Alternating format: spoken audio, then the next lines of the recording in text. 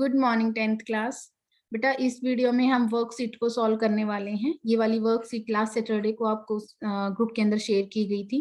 I hope आपने ये वाली वर्कशीट सॉल्व कर ली होगी। आज आप इन उसके जो आपके सॉल्यूशन है, जो आपका वर्कशीट का सॉल्यूशन है, उसको मैच करेंगे। क्वेश्चन नंबर फर्स्ट से स्टार्ट करते हैं। Name two scientist who helped in the development of periodic table. कोई भी दो साइंटिस्ट के नाम बताने हैं जिन्होंने पीरियोडिक टेबल, जो आज की हमारी जो पीरियोडिक टेबल हम देखते हैं उसकी जो डेवलपमेंट में हेल्प की थी। तो कोई भी दो साइंटिस्ट लिख सकते हो, जैसे न्यूलैंड हो गया, मेंडलीव हो गया, डोबरनियर हो गया, कोई भी लिख सकते हो। तो आप कोई भी दो साइंटिस्ट के नाम यहाँ पे लिख सकते हो। ठीक है, क्वेश्चन नंबर 2 पे आ जाते हैं। Name the terms used to express vertical column in the periodic table. And vertical column को पहले हम वर्टिकल कॉलम की बात करते हैं। वर्टिकल कॉलम मतलब ऊपर से नीचे की तरफ, जैसे लिथियम, सोडियम, पोटेशियम। ठीक है, तो ये जो ऊपर से नीचे की तरफ इस तरीके से अरेंज होते हैं, तो उनके लिए हम क्या लिखते हैं? ग्रुप्स। ठीक है, और हॉरिजेंटल रोज जो जब हम इस साइड से पढ़ने लगते हैं, जैसे कि सोडियम के बाद क्या आता है? मैग्नीशियम आता है। इस तरीके से यहाँ पे क्या आता है? एल्यूमिनियम आता है। तो इस तरीके से अगर हम इस तरीके से जाते हैं, तो इनको हॉरिजेंटल रोज बोलते हैं, और इनको हम क्या बोलते हैं? पीरियड्स। क्वेश्चन नंबर थर्ड आता है हमारा। Name the scientist who classified the element in triads. तो हम कौन से साइंटिस्ट को जानते हैं? डोबरनियर। डोबरनियर ने क्या किया था? ट्रायड तीन तीन का सेट बनाया था, जैसे लिथियम, सोडियम, पोटेशियम, इस तरीके से तीन का सेट ये वाला बनाया था। ठीक है, क्लोरीन, ब्रोमीन, आयोडीन, एक ये वाला ट्रायड बनाया था। तो उसने क्या किया था? तीन तीन का सेट बनाया था। तो उस साइंटिस्ट का नाम बताना है आपको। ठीक है, तो क्वेश्चन नंबर थर्ड का आंसर हो जाएगा डोबरनियर। नेक्स्ट आता है question number 4। Lithium, sodium, potassium is a Dobereiner triad. ये वाला जो पहले हमने बात किया था, थर्ड क्वेश्चन हमने बात में जो डोबरनियर पढ़ रहे थे हम, ये वही वाले साइंटिस्ट का नाम है। डोबरनियर ने ट्रायड बनाए थे। तो उसने बोला है कि उसने लिथियम और पोटेशियम के लिए जो एटॉमिक मास क्या लिया था? ये क्या था? लिथियम का मास कितना है? 7, और पोटेशियम का कितना होता है? 39। तो उसने सोडियम का कैसे निकाला था? तो कैसे रिलेट किया था? उसने क्या बोला था?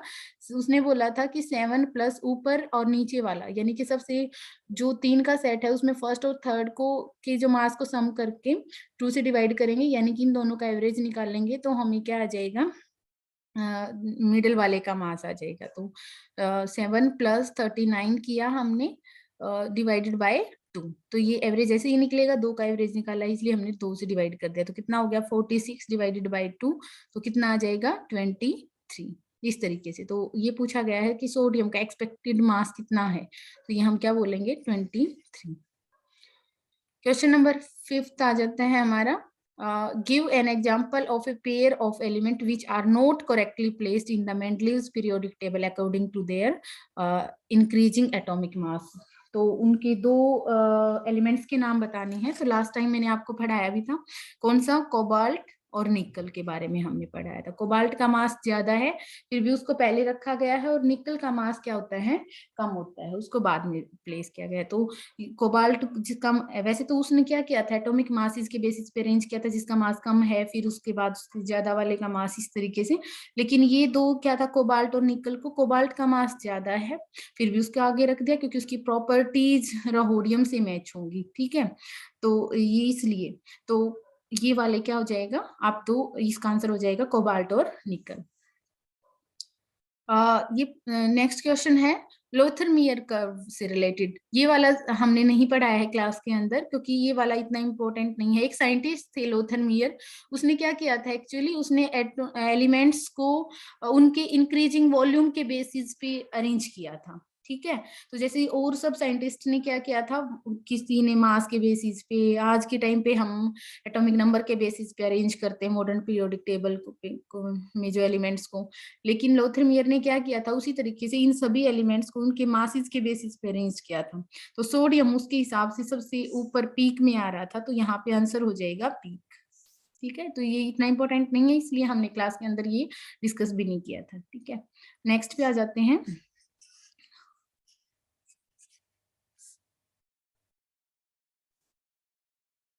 The horizontal rows in the periodic table are called.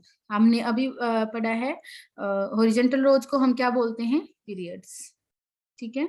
Mendeleev's basis for the periodic table is, Mendeleev ने किस बेसिस पे अरेंज किया था, तो आप यहाँ पे लिखोगे एटॉमिक मासेस के बेसिस पे। नेक्स्ट आता है give an example of the element which was discovered after Mendeleev's periodic table. Last time में हमने कई सारे एलिमेंट्स के नाम बताए थे, जैसे स्कैंडियम हो गया, है ना।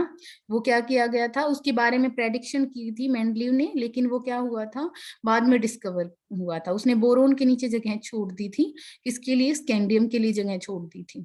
तो ये तो कोई एक ऐसे एलिमेंट का नाम बताना था, तो आप लिख सकते हो स्कैंडियम।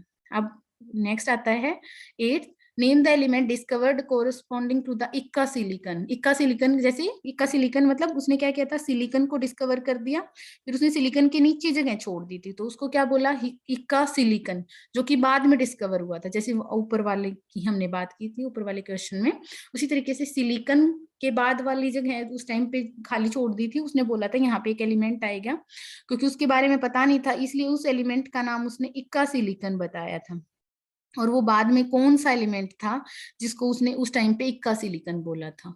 ठीक है, तो आप बोलोगे जर्मेनियम। कैसे याद करोगे, सीयू जी, है ना, सीयू, सिलिकन और जर्मेनियम, ऐसे याद कर लेना, इसे याद रहेगा आपको कि सिलिकन के नीचे हमें क्या लिखना है, जर्मेनियम लिखना है। नेक्स्ट आता है question number 9, X Y and Z are the 3 members of Doberniers triad.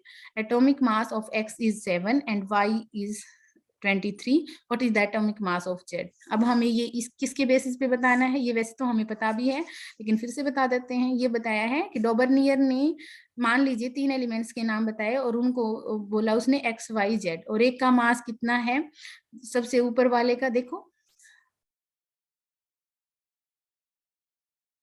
X Y Z, तो ये कह रहा है कि ऊपर वाले का मास कितना है 7, वाई वाले का मास कितना है 23, और जेड वाले का मास कितना होगा। तो कैसे कैलकुलेट किया था उसने, मान लीजिए एक्स पहले और फर्स्ट और थर्ड को ऐड करके 2 से डिवाइड कर दो, और वो कितना हो जाएगा वाई का मास। तो क्या हो गया इसका मतलब 7 प्लस कितना Z divided by 2 is equal to 23।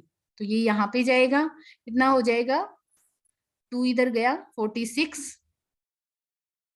ठीक है, और ये 7 इधर आएगा, -7 कितना हो जाएगा बेटा, जेड 39। तो आप क्या आंसर करोगे 39। ओके, नेक्स्ट आता है question number 10, which property of atoms form the basis for the Mendeleev's periodic table. किस बेसिस पे मेंडलीव ने अरेंज किया था, एटॉमिक मासेस के बेसिस पे और केमिकल प्रॉपर्टीज के बेसिस पे। तो मैंने लिखोगे आप एटॉमिक मासेस के बेसिस पे। तो ये हो गया हमारा वर्कशीट। थर्ड थी हमारी ये वर्कशीट, जो लास्ट सैटरडे को हमने ग्रुप के अंदर शेयर की थी।